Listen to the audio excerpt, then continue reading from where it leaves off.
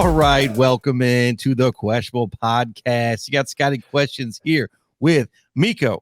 What's good, man? And no Gian. But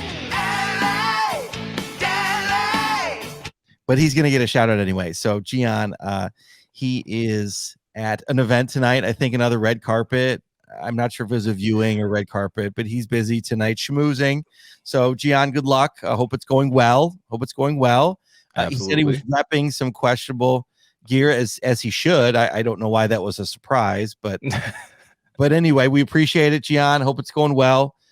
We miss you already, but we'll have you back next week. So anyway, having said that, Meko, how are you today? I'm good, man. A little tired, but I'll make it through. That's all right. We'll push through. You know, it's just Tuesday today, and we'll get through this. And so anyway, so please like, follow, subscribe wherever you listen to podcasts. Please follow us on YouTube as we continue to grow that channel. We want to give a shout out to Luke G. We were on his show on Friday. Meko and I were on there. That was awesome. So Luke, thank you for having us. That was fantastic. That was great. That was exciting. It was live. It was that was great. You know, it was a great overall experience. It was awesome. And Rumble, nice to meet you as well. We see you all over, so it was great to meet you and have a conversation. That was a great conversation. Luke, you had great questions. Really thought out questions. I mean, Meko, it was a blast. Honestly, I want to go back on. It really was. I had so much fun, and I mean, Luke has done a lot for promoting our channel, trying to get us more subscribers, more viewers. So we definitely appreciate everything that he's been doing for us, and having us on the show was just icing on the cake. Like being able to talk Lions with him and Rumble was great. Yeah, it was great. We got to get Gian on next time. I think that really we were talking ranch versus ketchup, right? Luke has a problem with ketchup, so people were posting Heinz packets at him. So Luke, sorry, but we're bringing up ketchup again, man. You know, it's okay. I'm a ranch guy. I like ketchup, right? But I lean towards ranch. Meko, I think you. I mean, listen, I like ranch. I just think it goes like there are certain things that ranch goes on, just like there's certain things that ketchup goes on. I don't put ketchup on everything. I put ketchup on like my burgers, my fries, maybe a hot dog if I'm feeling generous, but like ranch, and then ranch has its stuff. Ranch goes well with wings and salad. It's that's mozzarella sticks, surprisingly. True. Very good there. And I can mix with a little ranch with some pizza too if you haven't tried that. Yeah, I have, and it wasn't. No, pizza's good by itself. You don't have to like dress up pizza. Like pizza's already. I don't do it all the time. I'm just saying I've done it. Yeah, I've tried it. Like my sister is all into that, and like I'm like I can't do it. Pizza's great by itself. So I load up on toppings. That's fair. I did get a text from John. I did ask him ranch versus ketchup, and he said ranch all day, Avi. So that's the check-in from Gian. Ranch all day, Avi. So anyway, thanks, Gian, for that. We'll talk about that next week. Get a full breakdown from Gian why ranch is the go-to superior. Yeah, why is it the go-to?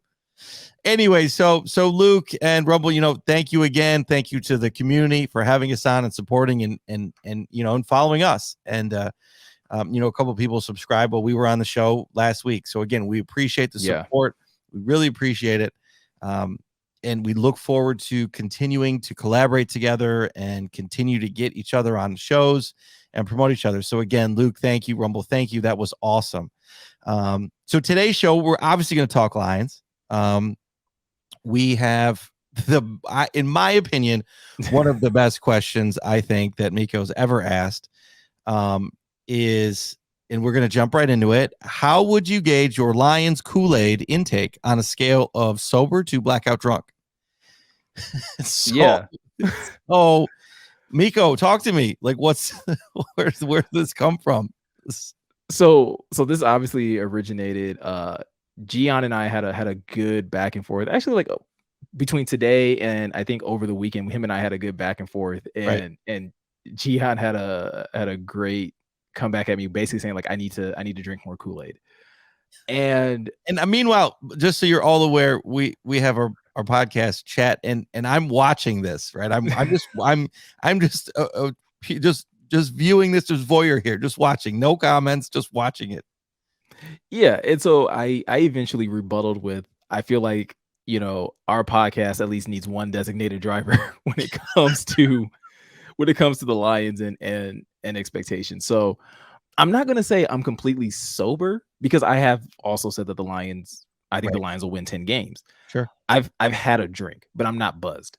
Right? Like I've had a solid drink of Kool-Aid, but I'm nowhere near buzzed. I'm still very coherent. I could still, drive and have a coherent thought process when it comes to You're to under this the team. legal limit. Well under the legal limit. Right. Absolutely. You can drive us home. See, and to my thing, so John does this to me every year, right?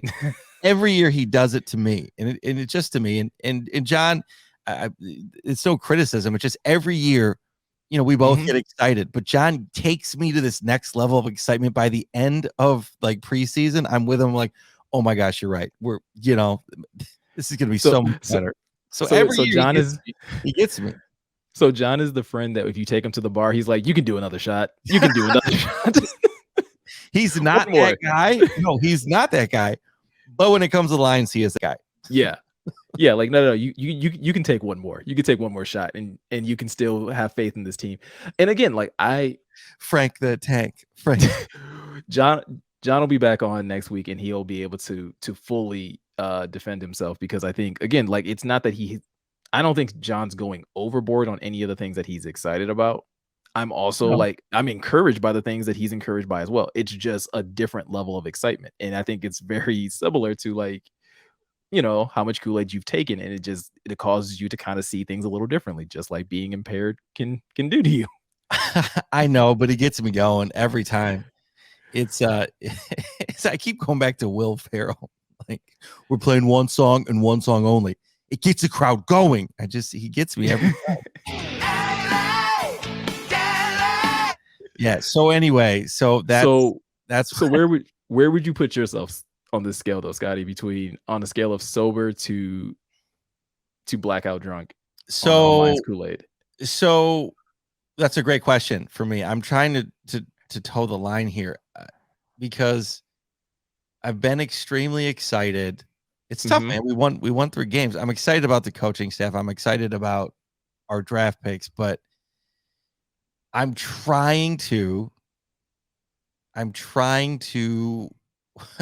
like pull back my expectations. I'm trying to be realistic, right?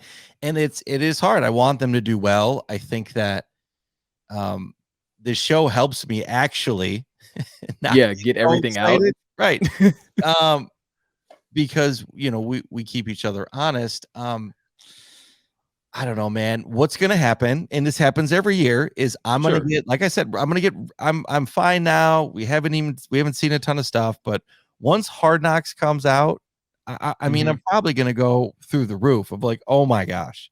Right? So Hard Knocks is your happy hour? Is that when you're gonna just go full Yeah, that would be it. Hard Knocks will be the happy hour, and then you're gonna have to drive me home after that, right? That'll be like, I'll need a ride, like Uber all day. So that'll probably be it. Like, I mean, I don't know what else we can really see, like Dan Campbell and everybody can talk, and we briefly talked about this. Like, I'd love to hear all the positive stuff. I love it. I mean, and it should be what's happening. And it is what's happening, which is great. And I think part of it too is our previous experience has not been so positive. So sure. In now hearing it, it's really okay. I could get really excited, but like, this is what should be happening. Yes. But I'm also really excited. And so I have to be like, well, this is what should be happening, right? This is what normal, like, competitive teams are doing. So I'm trying to, like I said, toe that line, and it's hard. Certain days it's hard, so but anyway, I think I'm just waiting for Hard Knocks. That's going to be my problem, is then, so Hard Knocks is going to come out, and so you're probably on the same boat as I am. You've had a drink. You like, because I agree with you. I'm Kool-Aid, definitely. Like, because I'm super pumped about Jameson Williams on top of the ATV 4-wheeler. Hysterical. Same. I mean, the And guy's just acting like a number one, though. Like it, so it's like, okay, that it's not a negative way, but he's acting like kind of a little bit like Jamal. You know what I mean? yeah, no, he has personality, he has swagger to him. And so no, I'm right there with you. Like I'm excited. There are certain things that have me excited, right? The way they ended the season has me encouraged. Their draft class has me excited. DJ Chark, some of the other signings has me excited. And then everything else that I've heard doesn't necessarily have me excited, quote unquote. It has me encouraged. I actually like went to Twitter and like I was talking to a friend of the show, Eric Schlitt from Pride of Detroit, and I'm just like, What's up, Eric? basically left a comment and like, dude, am I broken? Because I'm not jumping at every like comment that comes out of like to your point, I think this is what it looks like when you have competent leadership, competent coaching, competent progression, is that these are the things that we're supposed to expect. Not that doesn't diminish their impact, but it's just like I sit back and I'm like, okay, good. We are on the track of, again, being competent. You have guys that are picking up your system. You have guys that are coming in with the same mindset. You have guys coming in with energy. These are what, in my opinion, what winning teams put together. And that's good. It just doesn't have me going over the moon. Like you said, I'm waiting. Maybe not necessarily well, I guess it'll go like hand in hand, Hard Knocks and joint practices with the Colts. Like that's probably when I'll start getting kind of excited, when we start getting reports on that joint practice. How do the Lions look going up against another team? How do they look going, when they have pads on, when it's more physical, when there's more battling going on and more physical battles going on in practice? That's when I'll probably start getting a little more excited, because that's when I think this team will start having a little bit of adversity. That's when you're really going to have to start pushing beyond your limits. I mean, I feel like you're saying that you've been hurt before in this relationship and that you're learning to trust again. I wouldn't even say it's that. I just think it's maybe that's just me. Well, no, I think it's just an understanding of it's being a mature fan. And I know that might sound like an oxymoron, but it's like being this mature fan where you understand that everything is a process, that nobody is winning the Super Bowl in OTAs or mini camp. Like nobody's winning the Super Bowl right now. And everything is just a step closer to that ultimate goal. And so for me, it is a little bit of like managing my expectations, because I don't want to get so excited about what these guys are doing in shorts, and then they get to training camp and then they're putting on pads and things look a little different, or they go through a first preseason game and things look different, or they go through week one and, God forbid, they get the doors blown off of them in the first half and we're sitting there like, oh, none of this mattered. Like, I don't do it to me. Don't say that. Don't but put it out there. But like it's those are the things that I don't want to happen. So for me to be able to, like you're saying, like you said, managing expectations, it's just like, okay, let me take everything in stride and let me take every bit of good information. Let me try to like fit it into a box that makes sense. So for example, there were reports coming out last week like, hey, Jared Goff looks more accurate, looks more precise. He's putting he has more confidence on his passes. I'm just the way I look at that is Jared Goff is more confident this offseason. And that is a positive. Like that's still a positive, but I'm not going to run with that and say, well, because of that, Jared Goff is going to throw for 4,000 yards, 20 touchdowns, like 25, 30 touchdowns. And like, I'm not running there. I'm just sitting there like, okay, good. He's showing progression. He is showing that he has some confidence. I don't want to go any further than that. That's where I want to like begin and end with that evaluation with him. And same with any of the other players. Right. So, and to piggyback off of that, I agree with you. I mean, I heard on Locked On Lines, Derry Speaks, shout out. He was talking about that the most impressive player in the minicamp day one was Blau. like okay. Yeah. Like, I heard that too. I read a lot about that too. Yeah, like that's awesome, but like what I guess like that's what part of my point is like, okay, like God, that doesn't mean much, right? No. Right? Like in the grand scheme of things, that's not going to mean a whole lot come week one. Because if David Blau is for some reason starting, that's I don't think any of us are going gonna. Yeah, that's an entire problem. I mean, like, It's an entire problem because I think we've seen enough of David Blau to understand that, yeah, sure, he can probably go in there and play a series or two, but you're not winning. no, If I sit back and say I think the Lions are going to win 10 games, I'm saying that with Jared Goff as quarterback, not with David Blau as quarterback. yes, you are correct. So, that I think that's a really good example, right? Of some of the reports you're hearing that come out of minicamp today. Again, some of it's good and some of it's you gotta you're really trying to piece it together to figure out what it really means, right? David Blau seemingly was like the star of minicamp today. Quintez Cephas and Trinity Benson were out there making plays. And so it's like, okay, well, what does this mean? It doesn't mean that Trinity Benson and Quintez Cephas are the best receivers in the group. It just means that they are probably playing a little bit better than people expected them to. And they're probably going to make it more difficult when it comes time to start cutting players. Does it mean that? Right. It probably means that, like, hey, do the Lions keep 6 wide receivers instead of just 5? Because they want to keep Benson and Cephas, or does that mean they keep 7? Like, who knows how that shakes up everything?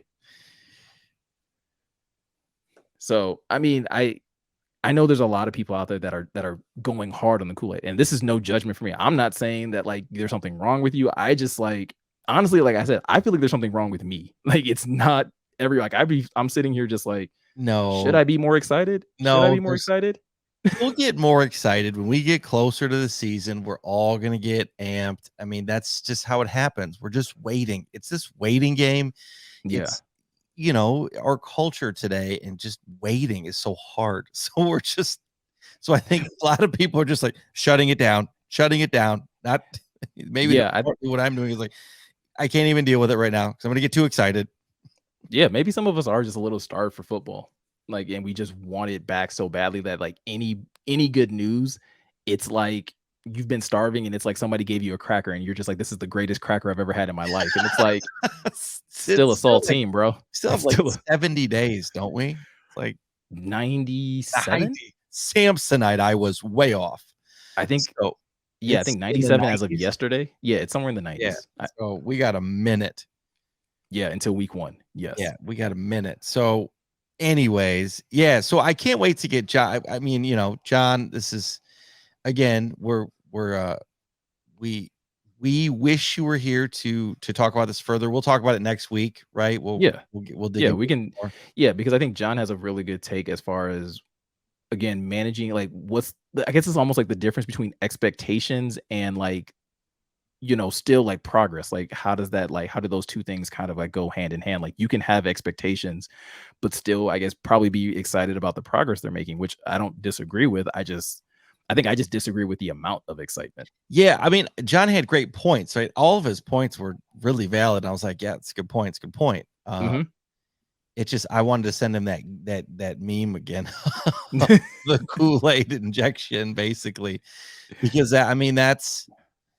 But again, we're supposed to be, right? At the end of the day, obviously we're commenting on it, but we're also fans. So, I mean, I will get there, and it happens every year. John gets me there every year. I'm there in like probably 60 to 70 days. So I'll check in.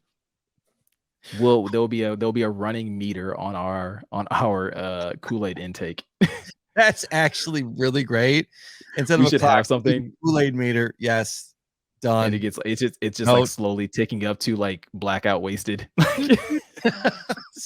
we could put the Kool-Aid man just with like X's for eyes. Just like that's straight up Hana. That's a good shirt idea, actually. Yeah. Nobody take it. That's fun. That's fun. What's ahead? I said nobody take it. Nobody take it. Well, we talked about it here, so it's fine. RIP. Anyways, so yeah, I mean, I think that covers the Kool-Aid man. Oh, absolutely. Yeah. I'm gonna have to get a drop on that. It's a lot to do, which is great. Okay, so moving on next, real quick. I think we'll just crush through this, Meko, today. Yeah, cool with you. Which NFC North rival are you most concerned about? So yeah, I went back and forth on this one. Wow. because I think there's really only two, right? There's really only two real possibilities, and I'm actually gonna go with Minnesota on this one. Ooh, okay. And Why? it's really Why because Minnesota? Yeah, I think Minnesota has the more dangerous weapons on the outside, and I think they will have the more impactful defensive players that will like really challenge. Like Aaron Rodgers is going to have a tough time this year. New receivers, new weapons, sure. and trying to get those guys on the same page. Now it's still Aaron Rodgers, and he'll still probably make it work somehow because he's just that talented. But I think Minnesota, from a, just like kind of taking a step back and looking at how they put their team together, it looks very impressive. You have arguably one of the top 5 best wide receivers in the league right now in Justin Jefferson. Adam Thielen is still there as a very good Right. number 2. Kirk Cousins, again, may not be the greatest quarterback in the league, maybe not a top 10 quarterback, but he's a guy that you can win with. Dalvin Cook, when healthy, is a problem, and then they even drafted another running back to kind of back him up. So, and then I like the draft pick of Lewis Seen for them, a really good safety that's going to cause a lot of problems, I think, in the NFC North. They still have Danielle Hunter, and I just think like they'll find, like, Minnesota is just weird like that, where they find ways of being a nuisance, and so that's the team that I'm just like, if you can steal one from them and maybe even steal 2, like that's awesome. I think the Lions have a much better chance, honestly, of winning both games against the Packers than I do them winning 2 games against Minnesota, honestly. Interesting. What Interesting. about you? Who you going with the most So, concerned team? so I can get with the Minnesota thing. That's definitely interesting. I think Minnesota has the most well-rounded team. I think their defense is solid. I think that, yeah, I can agree with you on a lot of that. I think that team though deals with health issues like any NFL team, but I think they deal Sure. with health issues more than others. Um, but I'm gonna go with Green Bay just for the rivalry of that and Yeah. Aaron Rodgers. I just think that guy, he can make a mountain out of a molehill. I mean, he's that good, and I think that he losing Devontae Adams is horrible, but I think Mhm. he's gonna make it work because he has to, right? He's gonna have to figure out something. And for Sure. him to already be kinda clowning at camp and he's already having fun, that's the Aaron Rodgers I don't want, is the one that's having fun and not stressed out, and Yeah. that's who I've seen in the past, like, week. And so he was messing around saying, like, "I'm just, here so I don't get fined." He was pulling a Marshawn Lynch. Did you see that? I did not. That's Yeah, great so though. they were in yeah, so I just think that a relaxed Aaron Rodgers is the best one, and I just think that is still scary. I think that he has our number. He does it every time, Sure. even if we're beating. I mean, I just believe that that is going to be the one I'm still most concerned about. I don't want Aaron to get hurt, but if Aaron gets hurt, I'm less concerned about them. I don't think that Yeah. that's an issue. But the thing with Minnesota, which is interesting, is their backup. They have Mannion and Mond, right? I believe that's Yeah. Kellen Mond out of Texas A&M. yeah. Yep. And so Kellen Mond was, and so what scares me about Minnesota, now that you bring it up and we're talking about, I'm thinking about it, is that even if Kirk Cousins gets hurt, they have Mond, and Yeah. he was at the level of Dak Prescott in throwing in college for over 9,000 yards and rushing for over 1,500. So he's got wheels, and Yeah. that's hard to plan for. And I don't think that he's got any tape. He hasn't really played. I know the previous coach, I forget his name. What's the previous coach name? Oh, shoot. Uh, anyway, sorry, but he didn't let Mond play. He had a couple snaps, and reporters asked, "Are we going to see any more of Mond?" And he said, "No way." Mike Zimmer. Mike Zimmer, thanks. And so Yep. the new coaching staff, I'm sure, will take another look at everything, and I'm wondering if they might start installing him into some plays. And I'd be curious to see what happens there in what I've heard and what I've been reading about in that. So that's something to keep an eye on. Sure. So yeah, so I think that Minnesota and Green Bay, the top two. I think that still Green Bay is Green Bay. Hard for us to play there. Hard for us to beat the Packers. Yeah, But we do have to Minnesota, play. We do have to play in Green Bay in December or like in the winter. oof, So like that's tough, that's going to be a rough one. We haven't had to play in that weather in a while. right? That's So tough it's going on to the be quarterback. That's gonna be tough on golf. yeah. Yeah, it is.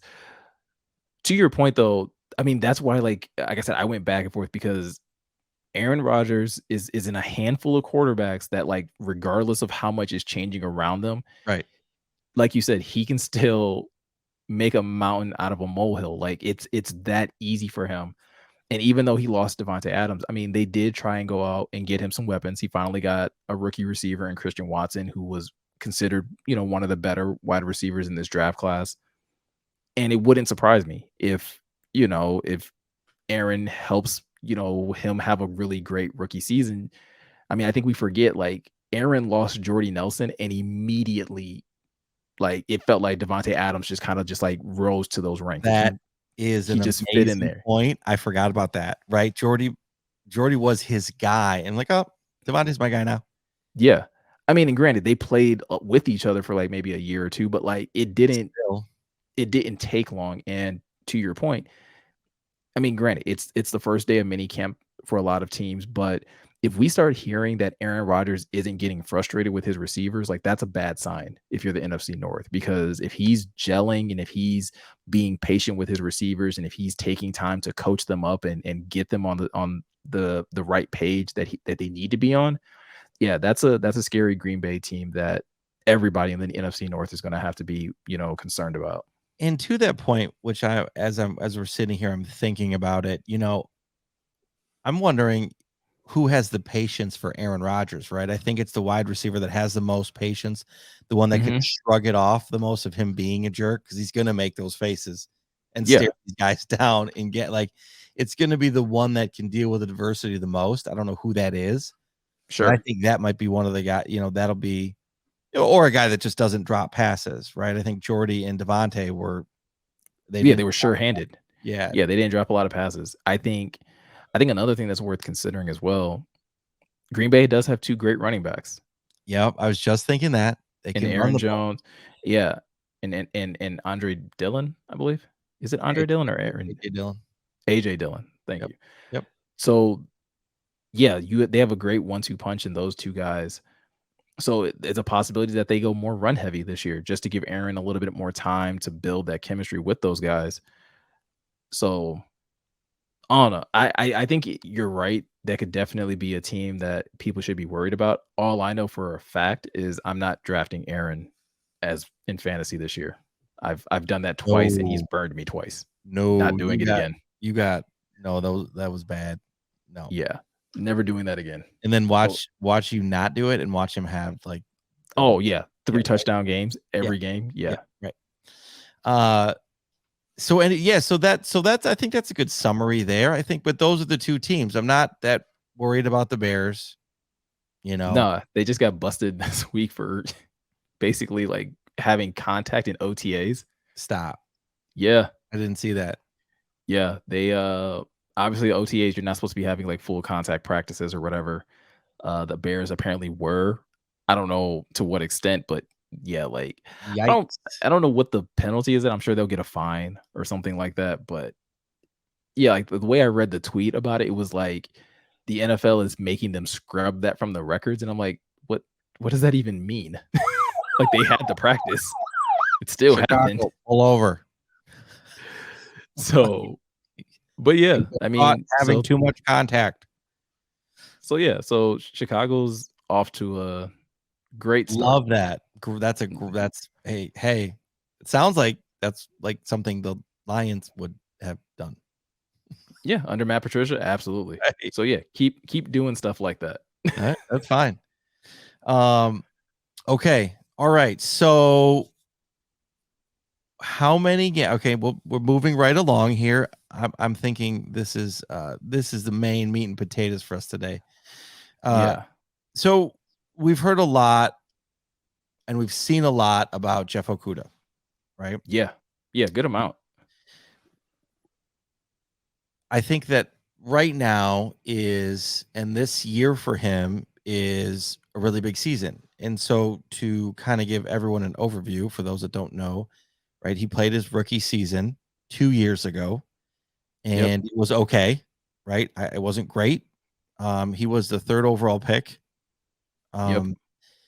And people are getting to the point of saying that he's a bust or what is it, what's going on with him? Is he going to be, even if he has a great season, he's still a bust at number 3. Sure. And so I think that Meko, you framed this in a really good way. So the question is, how many years does it take for a player to be considered a bust? Yeah. And Yeah.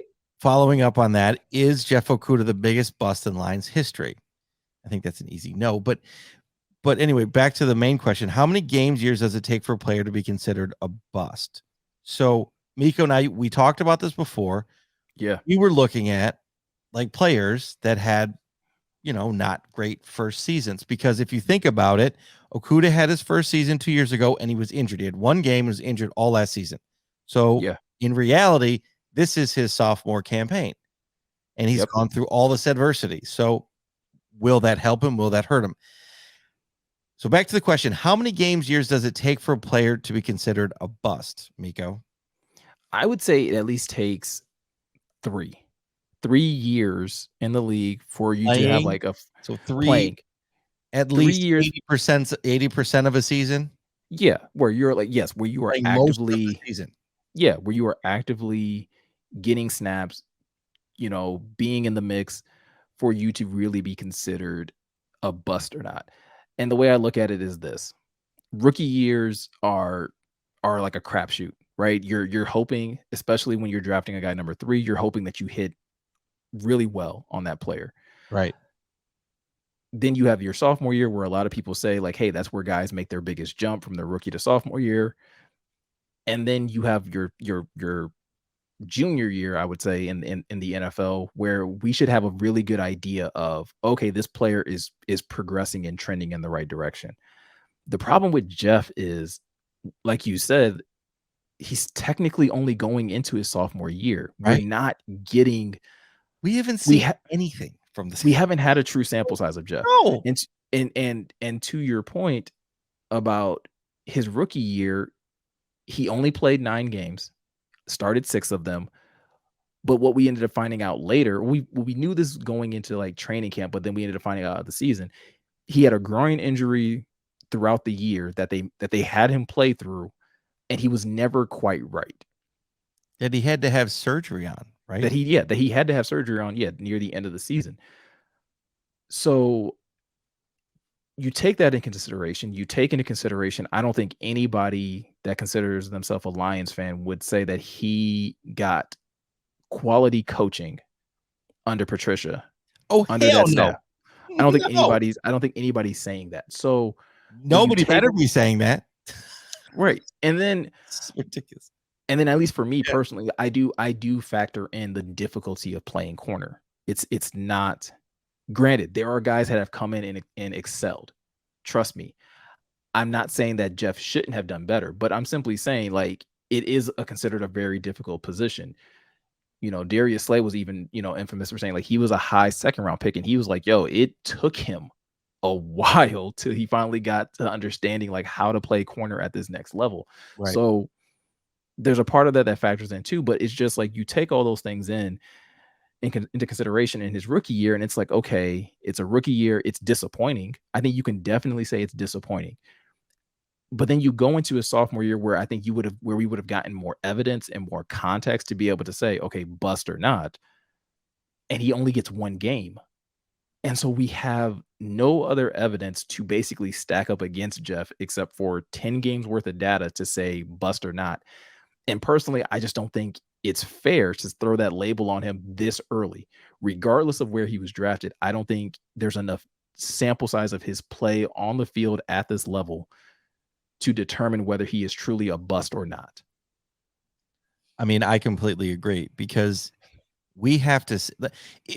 Here's the other thing too, right? We were talking about like Aiden Hutchinson. Well, we're going to talk about him in a second, but just to give some perspective, right? In comparing Aiden to other pass rushers in the having their rookie year and going through that. I mean, a lot of them, if we just do 1 year sample sizes, would have been busts after the first season. Miles Garrett, Bosa, I mean, they what, 7 sacks, 9 sacks, 7 sacks for Garrett, 9 for Nick Bosa. I mean, you could 7 for say TJ Watt. Yeah, and TJ Watt had how many last year? 22 and a half? 22 and a half, yeah. So you can't these guys have to mature, right? He has to. And maybe this is not maybe this was Jeff Okudah's journey. And I think he, like I said earlier, I'm not going to do it here. We're going to have to bleep it out, but he's going to throw, deuces up in the air to everybody who doubted him. I hope that for him. I think he can do it. Is he going to? I don't know. And maybe he doesn't go all the way there and have an amazing season, but if he has a solid season, I think that's great. And I think that after this season, if he can stay healthy and then he can go into his 3rd year, then we can evaluate him.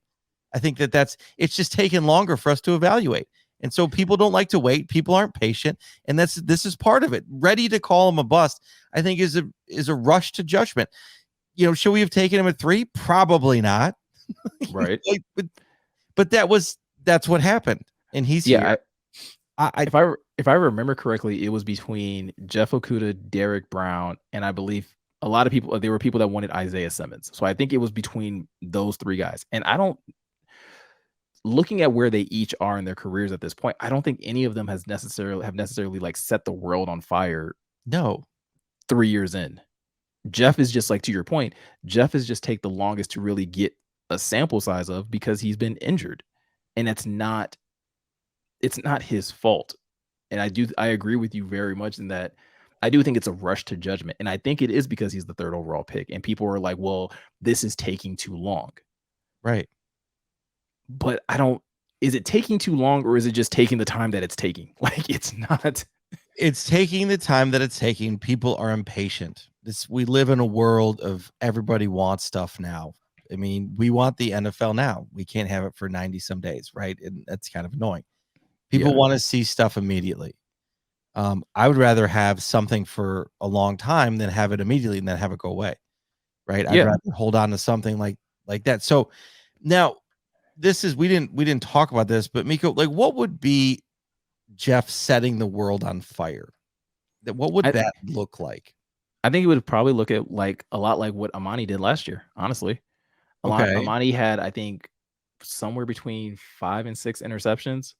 Okay. A couple pass breakups. That would be, in my opinion, Jeff setting the world on fire. Shutting down a couple guys, not giving up a lot of touchdowns and things like that. Like I said, there's a lot that goes into playing corner. Sure. And if Jeff is going to be healthier, right? Coming into this year, he's going to be healthy-ish, but he's still coming off an Achilles tear. So I don't know how to set expectations for that. You know what I mean? Fair. And also don't forget the core surgery he had previous. He's gone 2 seasons and he's had surgeries after both. And injuries are so hard to recover from mentally. Yeah. I think that if there's anyone, like we talked about, that can rehab players out of this type of, situation, it's a Dan Campbell and this coaching staff. I think that that's what we've talked about, right? Where players can come and heal. And so hopefully, and I'm thinking, and I believe that they will do that and get him to a place where he's healed enough for him to perform. And we can see what he's made of, what he can do, and whether or not he is a bust. I think we can evaluate potentially if he's healthy this season. I think we'll be able to know after this season. I do believe that. I think that we could give him another season. I don't know what his contract looks like, right? I mean, what is his contract? Do we know? So next year he'll be we didn't talk about this. I don't want to put you on the spot, but no, you're fine. So this will be his 3rd year. Going into next year, it would be his 4th year, and I think they would have to make a decision on his 5th year option, whether they're going to pick up his 5th year option or not. Got it. Okay. So for Jeff's sake, yes, it's important that he plays very well this year so that he can almost guarantee that he gets that 5th year option picked up. Like I said, it's all on the table for everybody. For him. I mean, it's there. And I guess that would be the question that I would be really interested, and they probably won't get asked until we get closer to the season. But that would be the question I'd be very interested in Aubrey Pleasant or Aaron Glenn or even Dan Campbell answering is, what are the expectations for a Jeff Okuda coming off of an Achilles tear, right? Like how do you manage expectations for a player like that? I'm sure they would probably say something along the lines of like, hey, if he's healthy enough to start, then they expect him to play at a certain level. But I am curious, like he's He been had out for almost a sure, full year and right. hasn't played football like at that level. So by the time preseason comes around, like I don't know how much they're going to play him in the preseason. If he doesn't play a lot in preseason and he doesn't get like any real competitive snaps until week 1, I'm gonna be like hella nervous just Right. him being out there like that. So the two parts of this. First, he had his injury beginning of the season, so he's had the Yeah. most time to recover of anybody Mhm. with injuries. So I think that's a good thing, right? Bad for last season, but good in that he's had all this time to recover, process what's happening, watch Sure. what's happening, get excited, get motivated, get in the gym, get it done. And he's had probably a fantastic, and from what I've seen from the footage, I mean, it sounded like he's had a great rehab.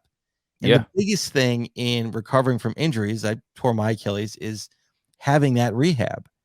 Mhm. Right? And so when I had my injury, I was in Denver, and thankfully I had the Denver Nuggets surgeon do my surgery, so I Okay. could continue to play sports because there's a couple of different surgeries you can have. They have to suture it together. There's different ways, and you got to basically sew it all together and Mhm. leave the sutures in there and hope your body doesn't reject the sutures, right? Like because if Sure. they do, they got to rip them out.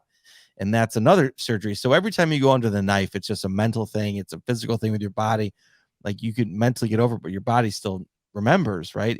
Yeah. There's a lot to that. So in saying that, I had a great rehab facility that some of the Broncos went to, right? And I was doing treatments Sure. that were more than I could get here. Actually, probably I was doing these ultrasound, I was Mhm. doing the hot and cold baths, I was doing all of this stuff to make sure that this Achilles, you know, healed because I still play soccer and hockey, and I don't.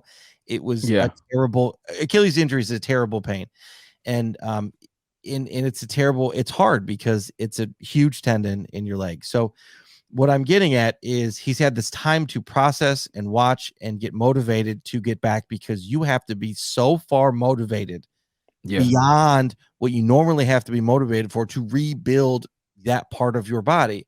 And with that comes relying on other parts of your body. In him running and doing his routes, I saw him leaning on the other leg, but that was only after it looked like the end of his workout when you get fatigued, and that's the problem. So I think they have to play him in the preseason games. I think you're gonna see him, and because he has to Mhm. get the reps. He hasn't Yeah. had the reps. He's got to learn the call. He's got to get back into the game. The sooner he can get back in, the faster he can break that barrier of being able to rely on that leg. I mean, look at Klay Thompson right now, right? He had a couple good games, but now Klay Thompson is getting fatigued. He's not trusting his leg, his knee. He's not trusting that right now. And he's got to Yeah. get through that. And I'm watching this, and it's just such a mental, sports are mental in of itself, and you're fighting yourself to break through barriers, to make plays and anticipate and play through pain and play through fatigue.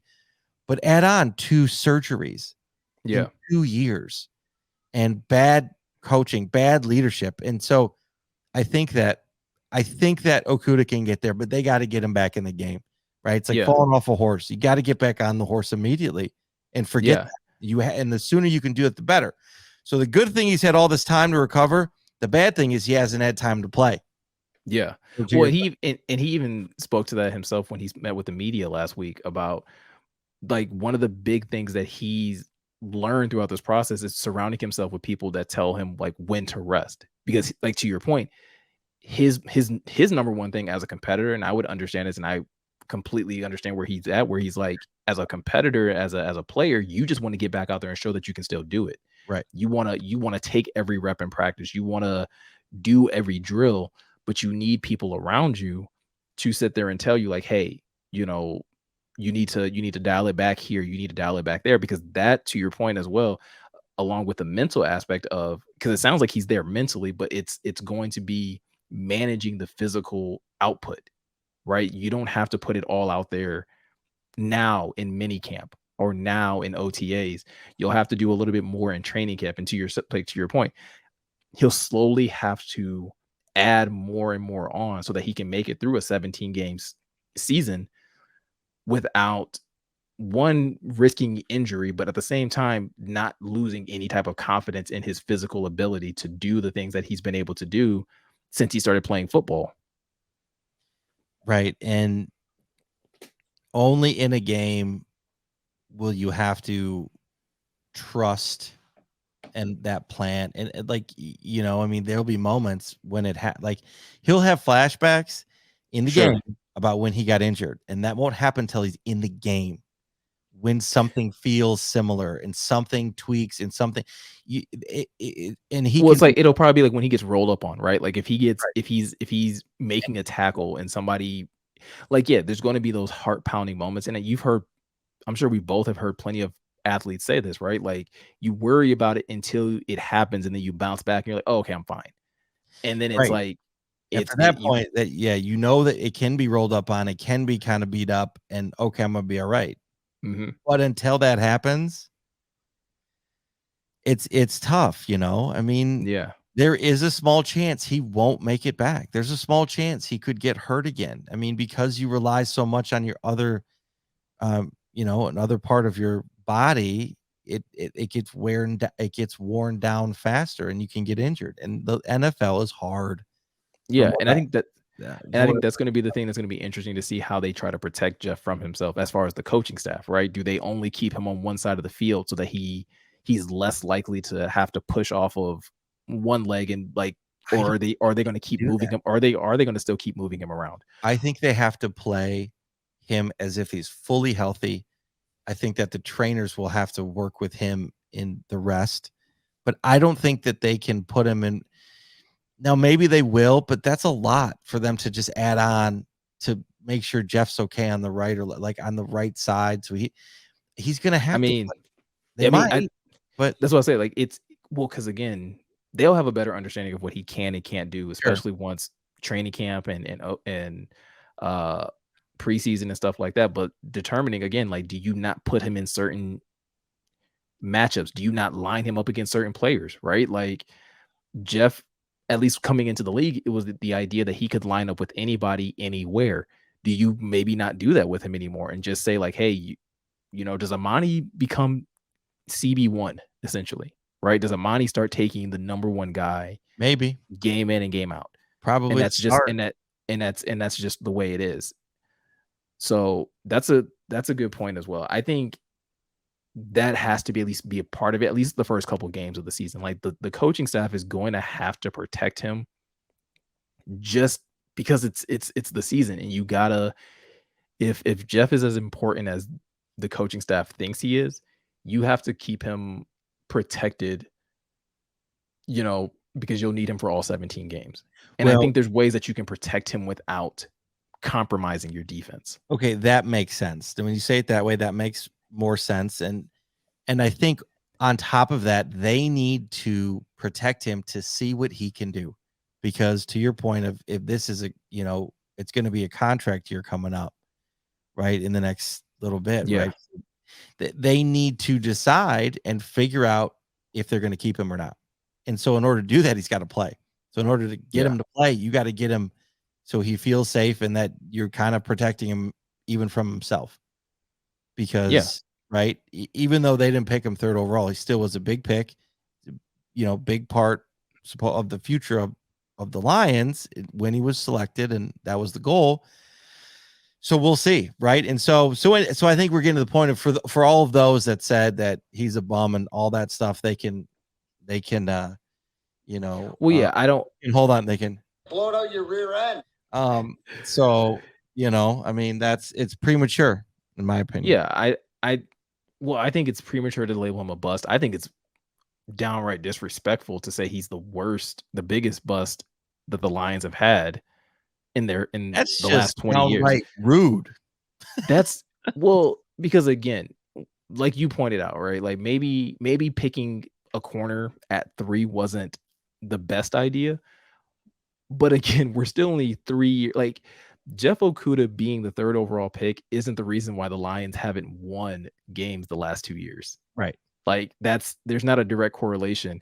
In my opinion, that the award for biggest bust in Lions history has to go to Joey Harrington just because of how long he impacted the Lions. Sold. Right? Like that to me is what a bust is. When you draft a player and it takes you forever to replace that player. Like you're not able to find a competent replacement for that player because he's just that bad. And that was Joey Harrington to me. It took How them. bad was Joey Harrington, Meko? Joey Harrington was so bad within his basically in his career in the Lions, he never threw for less than 12 interceptions. Like that's bad. He never threw Wasn't it like 16 and then 22 interceptions? 16, 22, 12, 12. Right? Never threw for more than 20 touchdowns. Only threw for over 3,000 yards once. Never had a completion percentage over 60. Like so bad. Like that's bad. And you had to keep him for 4 years because you couldn't, like, even though you were bad, you just like you kept thinking like, oh well, if we draft a receiver like Charles Rogers, if we draft this player, we draft that player, and you were never quite bad enough, or it probably just wasn't the thought process of teams back then to just get another quarterback. You just stuck with this guy thinking that he was going to help, and it wasn't until you got Matthew Stafford that you finally had a replacement. Like that to me is a bust, is where not only is a player bad, but that player cripples you, and you have to spend season after season after season waiting until you can get rid of their contract and then be able to replace them. And I don't think Jeff Okudah has fit that bill yet. Like I don't think he's in that realm. I'm with you. I'm dying because that's absurd. Like that's just so absurd. Just listening to those stats. I mean, again, and I just think there's more realistic, more tangible guys that you can look at to be like, oh, this guy was a bust. This guy was very bad for the Lions. Again, Charles Rogers was one. I believe Mike Williams was another one. I know people throw Eric Ebron in there. Eric Ebron was not a quality pick for where he was picked and what he was able to produce in his time here. And again, you saw that after like multiple years. It wasn't just like, oh, they had a bad rookie year, like bad rookie year, bad sophomore year, bad junior year. And you're just like, you're never piecing this together. You're never progressing. And to add on to those theoretical busts after 1 year, I mean, Calvin Johnson, you could have said was a bust after first year, but then Megatron arises. Right. It's a thing of, again, taking inventory and understanding that some rookie seasons are just rookie seasons. Listen, if Jeff turns out and has a terrible season, then yeah, a lot of people were right, and maybe he was a bust. I just think it's premature to say that when literally the dude's played 10 games. He has not even played a full season's worth.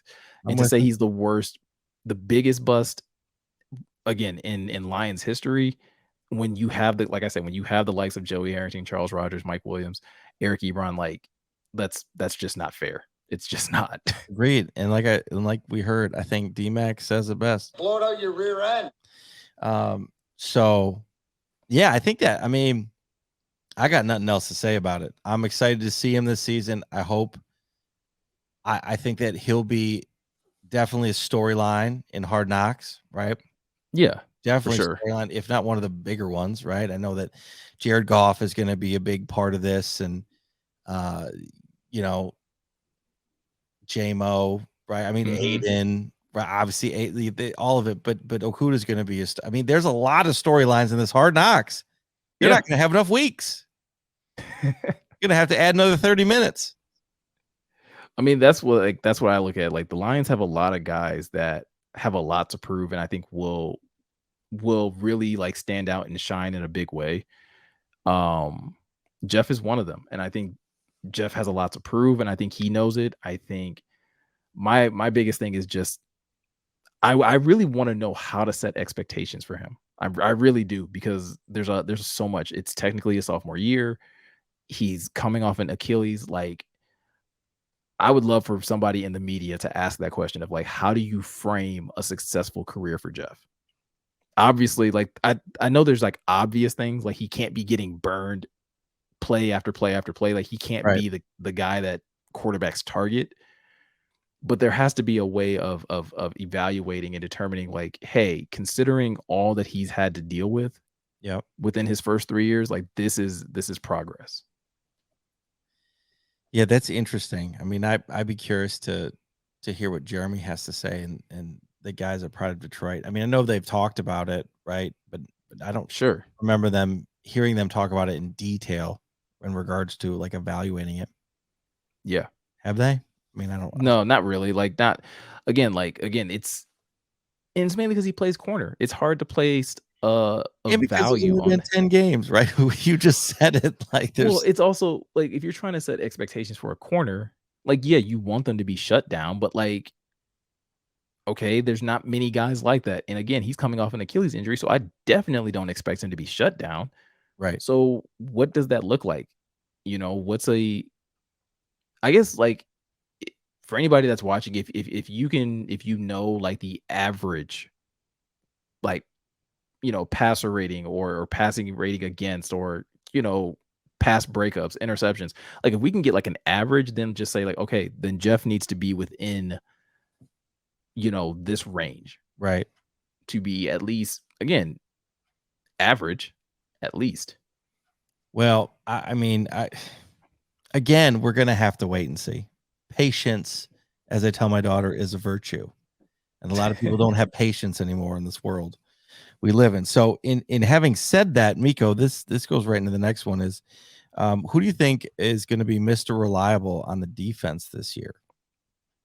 Yeah, so this might surprise a couple people, but I believe Mr. Reliable on the defense this year is going to be Aiden Hutchinson. Oh, I know I've been a little, I don't want to even say down. I just have been like not as inspired about Aiden. But I think when it comes to looking at that defense, there's a handful of guys, but I'm going to pick Aiden, that I think will be Mr. Reliable, be Mr. Consistent game in and game out. I think Aiden will stand out in a way where he will do certain things really well. And that's where you're just going to be able to count on him in those certain situations. I think you'll be able to count on him in the run game. I think you'll be able to count on him, almost like you've said it on certain occasions, that, he'll be the guy to make the play when the play needs to happen.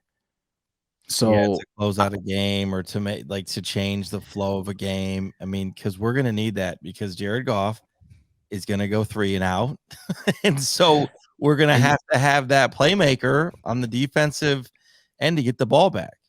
yeah. And that's kind of where I was looking at. When I started looking at that defensive line, I was trying to find a guy that I feel like, you know what, game in, game out, you'll be able to count on this guy. Charles Harris had a really good year for the Lions last year, but I wouldn't say that he was reliable game in and game out. He had a really good stretch where he was getting to the quarterback, and then he went quiet for a while, and then he came back, and then he, finished out the season with 6.5 sacks. Right. I've been on the record. I think Aiden gets somewhere between 7 and 9, but I think the other things that he'll do really well will be stopping the run and being a force in those situations. And maybe he's not the guy that gets the sack, to your credit.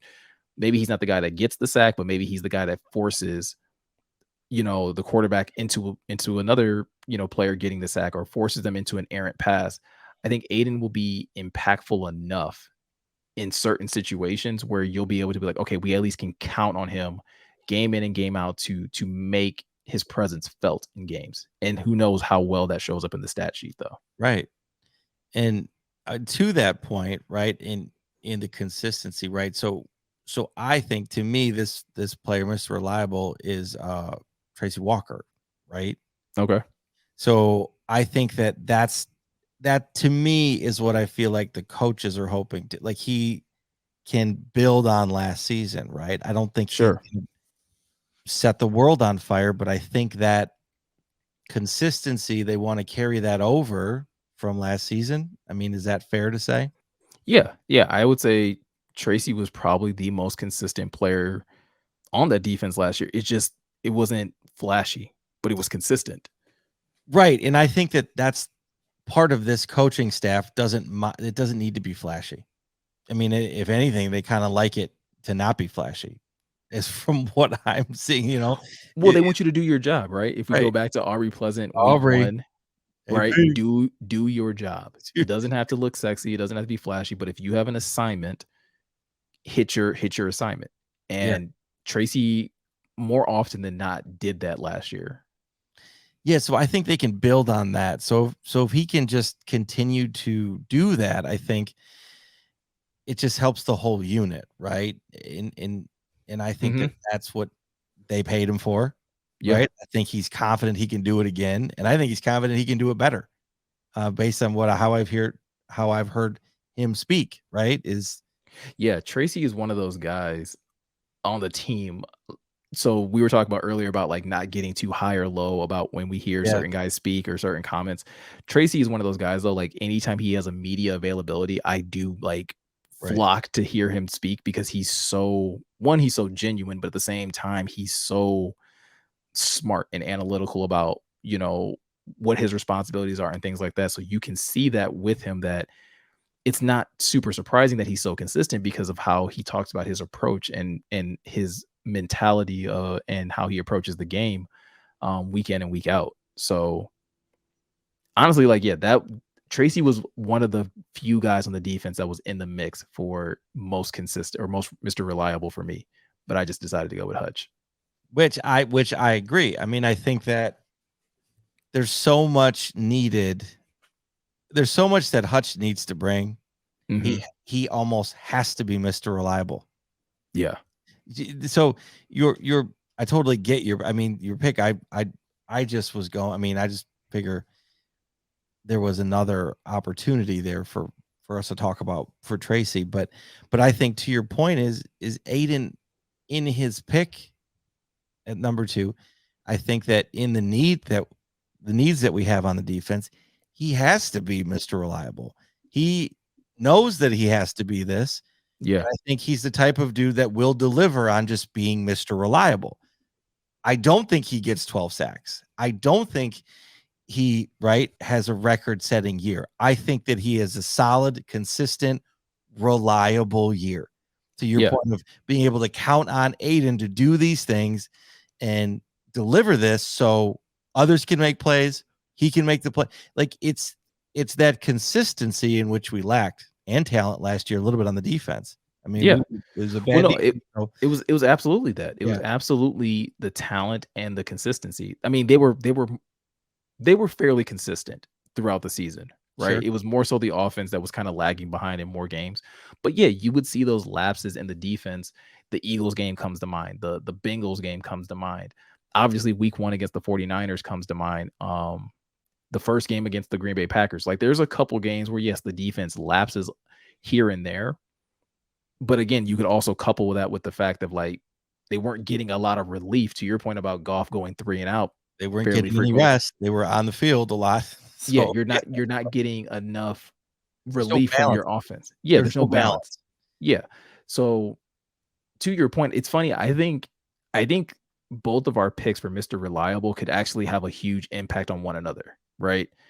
The more Aiden and that defensive line is able to disrupt the offense, it's going to make life so much easier for the likes of Tracy Walker, Amani.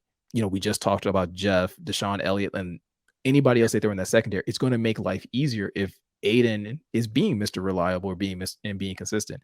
On the flip side, though, if Tracy and those guys in the secondary are being more consistent and reliable and shut down, then it gives Aiden and those guys more time to work and get to the quarterback and cause, and wreak havoc, in the backfield in those situations as well. Yeah, I'm very curious to see the growth in the defense this year. I think that I'm kind of excited to see him. I heard that Dan Campbell was saying in his presser, I didn't see it, but I heard he was saying that everybody showed up a little bit smarter, right? They knew a little bit more about the system and they just felt a little bit faster. They felt a little bit more with it, which again, they should be. Mm-hmm.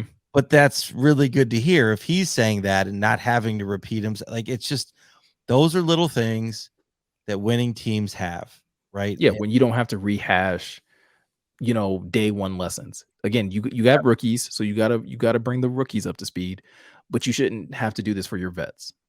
So that to me was my takeaway recently of something that was interesting that I appreciated and said, okay, I liked hearing that a lot. So because they're going to have to be smart, right? Because we're still not the best team, but it doesn't. Yeah, there's still some holes. But it doesn't mean we can't be the smartest team. Yeah, or a smarter team than because we're going to have to do different things like Dan did last year. We're going to have to throw different things out there in order to win a game because we don't have the talent to match up and just line up straight up and beat some teams. Some we do, but I don't. But they're. I mean, linebacker is still a question mark, right? We're still not sure. We just finished talking about Jeff, right? We're still not sure how CB2 looks. We're gonna have to wait and see how Deshaun Elliott and Tracy Walker play alongside each other. Linebacker is like we literally don't know who's starting at linebacker.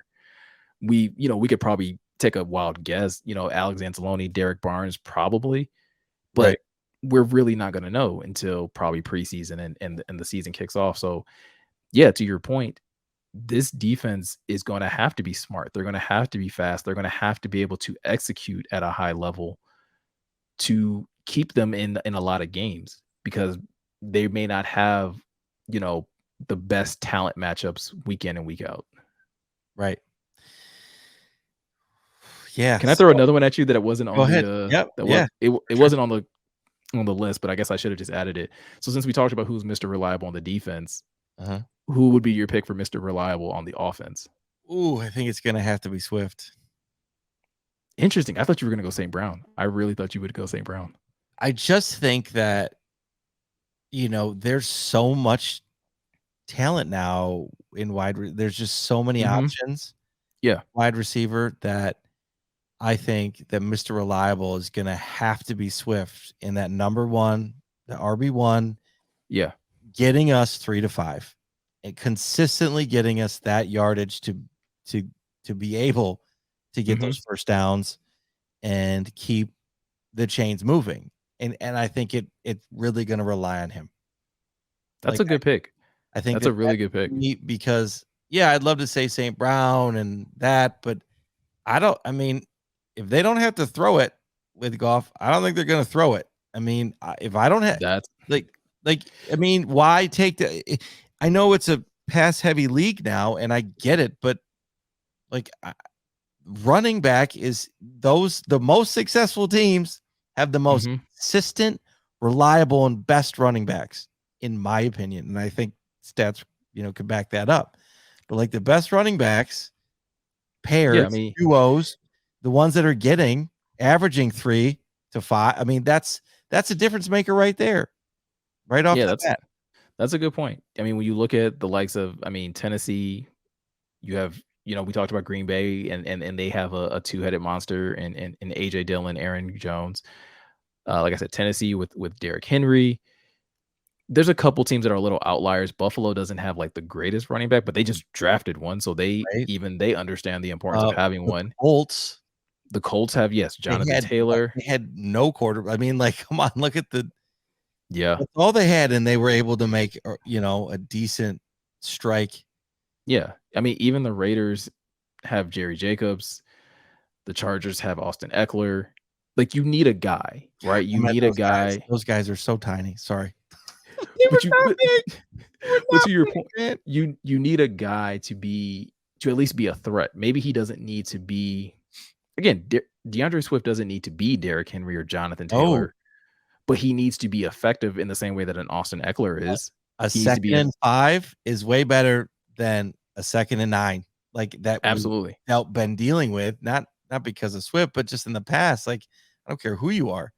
I mean, 2nd and 6, right, is even better than a 2nd and 8. I mean, the options on the table then for the Amon-Ra St. Brown and the Hawkins, you know what I mean? And then the Chark and the JMO. Yeah. And the Reynolds. I mean, there's the options. I just hope Goff doesn't have too much and he doesn't see who's wide open. I'm afraid of that in having this conversation right now. I'm thinking about this. he gets locked onto somebody. It's just I'm terrified of that. Now, hopefully, he's got so many options. He can see the wide open one, right?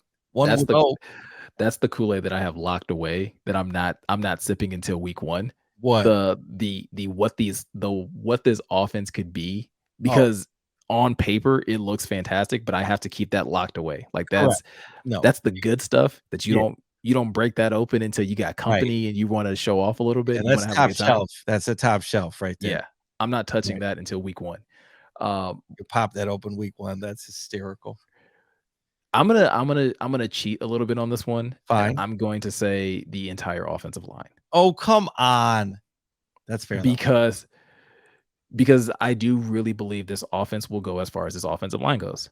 It feels so much like Dallas, right? Where if these guys are solid in pass pro, if they're moving bodies in the run game, and again, these guys can stay healthy, and just Luke asked us last week if the Lions O-line should be considered like a top 5 offensive line, and I said, we both kind of said yes.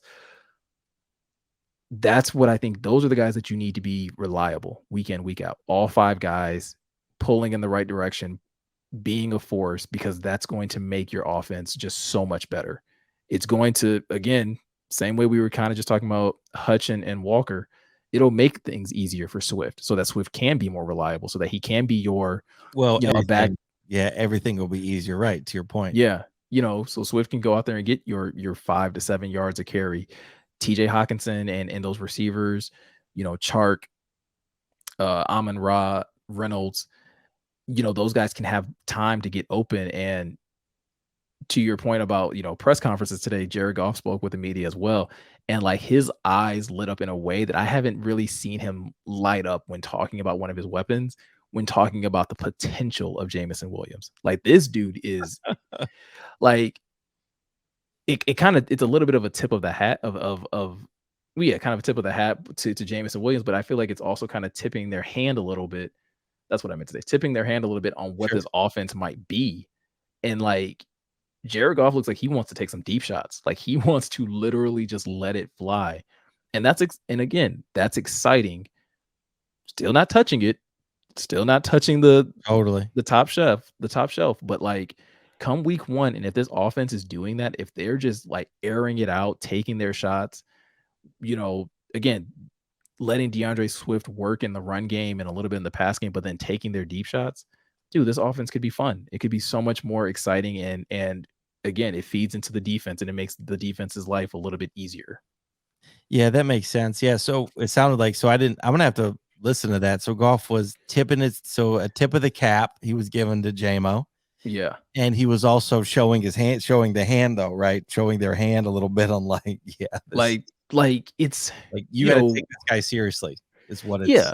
Well, because I could be reading a little bit into this, but like I've seen him be asked about all of his other receivers, all of his weapons since the time he's gotten here. And it's usually like, oh yeah, he's a good player, works hard, consistent, the typical compliment that you hand out to one of your teammates. Somebody asked him about Jameson Williams, or I think he was asked about Jameson Williams twice, and he just kind of like he smiled and was just like, yeah, I can't wait to kind of just get him out here and get him going. Like, yeah, we want him to be healthy, but like it's he knows Jameson is something different. So I'm curious who did Goff have? I'm just thinking of Goff's history, right? Real quick, and thinking about who he's thrown to. In the Rams, and then before the Rams, was it Cal Berkeley? Cal he played? Yeah, he played at Cal. So this is, I mean, not that you're gonna know. This is ridiculously random. Like, yeah, who is he thrown to, and is it taking him back in time? Like it feels like one of those moments in which he's like so excited, like he was in college or high school, that he had this dude, and JMO reminds him of this dude. That it has to be Brandon Cooks then, in my mind. It has to be Brandon Cooks, because that was when Goff, I think that's Goff's best year, is when he had Brandon Cooks.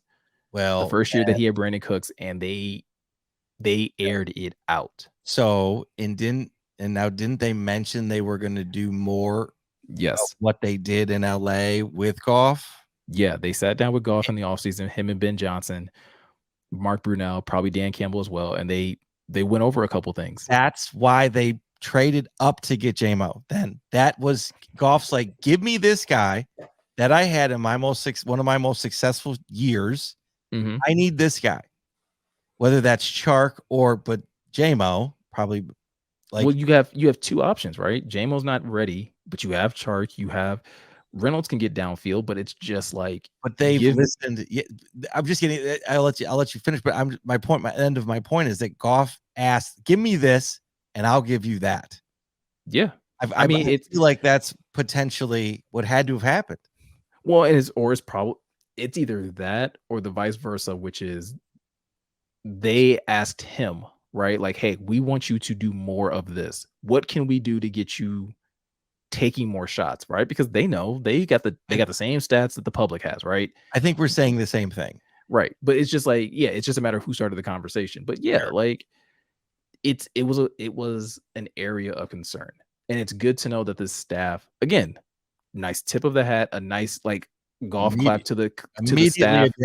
Immediately addressed it for him. Here you go. What else do you want? Fries with that? You know what I mean? Like, and that's the sign of a coaching staff, of an organization that is taking notice, and they are taking proper inventory of what do we need to do to actually win, to be impactful. And again, we won't know how well it works out until week 1. We're getting early signs that it seems to be working well, but like, hey, like I said, me personally, I'm holding on to the top shelf until week 1. That's fine. But you know how I know it's working already, just in what they've done, is it's Jared Goff and the players feel like they're being listened to and appreciated in appreciating their sentiment and what they want and need and delivering on that for the players. So you're going to get more and more buy-in and belief in what these guys are doing if they're listening to me, right? I'm appreciated. They listen to me. They believe in me.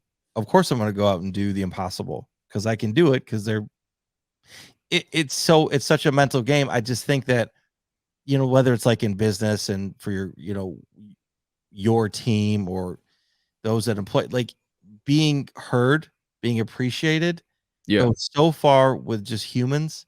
I don't care where you are, who you are, where you're from. I mean, that appreciation, that understanding, feeling like you're listened to. I mean, that goes so far that it helps those do beyond their capability. Well, yeah, because you're asking them, like, it's not just you asking him to do the impossible. That's a weird way to say it, but yeah. Well, no, I think you said it really well, but like, yeah, it's essentially that's what it is, right? Last year it was a little bit of asking him to do the impossible, a little bit. Yes. Right. Not a lot of great weapons on the outside, dealing with some injuries, but you're still expecting him to win. This year they've won out. They've reshuffled the deck, restocked the shelves, and they're just like, okay, you have a little bit more. Now we're expecting more. Yep. He's just got to go out there and prove it. Yeah. So, yeah, that's interesting. I didn't even think about that or put those two together until now. Yeah. So of course he's excited because Brandon Cooks. Yeah. I mean, he had a great, I vaguely remember that fantasy season. He was, I think Mara had him. It was like, Brandon Cooks is my dude. Yeah. And that's why, like, I mean, again, if anybody hasn't, if you haven't checked out our podcast or the episode that we did with Luke on his podcast, like I picked Jameson. If Jameson is starting week 1, I think Jameson leads the team in reception yards. I think he does. I think he's going to be that explosive. I think Goff is going to target him often. Yeah. Well, after hearing that, when was this Goff interview? Last Friday? Today. Oh, okay. I'm just kidding. Was it last Friday before our meeting with Luke? So no.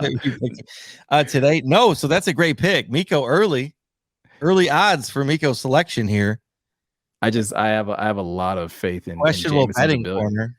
I have a lot of faith in Jameson's ability, and I think the Lions are going to try to take those shots. I think they're going to take those deep shots, and I think Jameson is just that great off the line.